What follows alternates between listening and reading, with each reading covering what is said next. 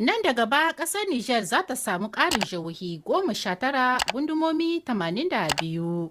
An samu ƙarin jihohi 11 su ne jihar Abzum ita ce yankin Agadesa, jihar Kawar yankin Bilma, jihar Mangas ita ce yankin Mai Nasarwa, jihar Damargu ita ce yankin Difa, jihar Arewa ita ce yankin Dogon Dutse, jihar Zigi ita ce yankin Doso, jihar Tesawa ita ce yankin Maradi, jihar Gobir ita ce yankin Gidan Rumji, jihar Nyamai ita ce yankin Nyamai, jihar Azawad ita ce yankin Cintabaraden, jihar Adar ita ce yankin Tawa, jihar Majiya ita ce yankin Kwanni, jihar Isa Gulbi ita ce yankin Tilaberi, jihar Tungana ita ce yankin Tera, jihar Kurfai ita ce yankin Filinge, jihar Damagaram ita ce yankin Zandar, jihar Daura ita ce yankin Magarya, sai kuma jihar yankin na Tesawa.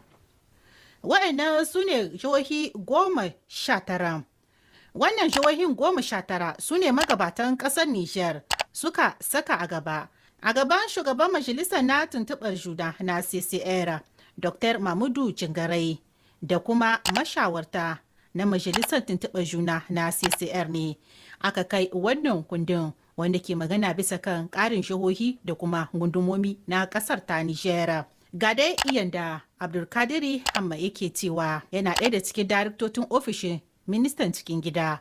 Ya ƙara da cewa kamar yadda kuka gani wato wannan taro ne wanda muka kawo domin mu tattauna da majalisa nan bisa ga sabon fasali na gundumomi da jahohi wanda muke nan muna nazari bisa gare shi.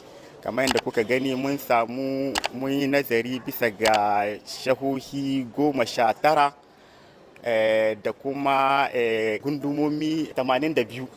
Wata kun gani idan an yarda da wannan abu ne wanda zai kawo canji sosai cikin ƙasanmu.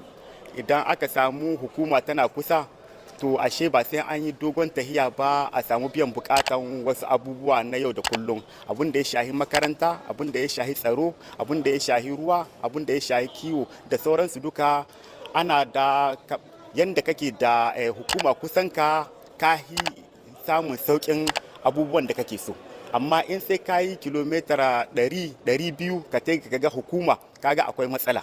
To wannan ne muke so mu karya ya zamanto duk inda ka juya akwai hukuma wadda za ta biya maka bukata ta shaye maka hawayenka ka kai kukanka kuma a saurare ka. Wata shine dai makasudin wannan taro wanda mun ka yi a ranar yau.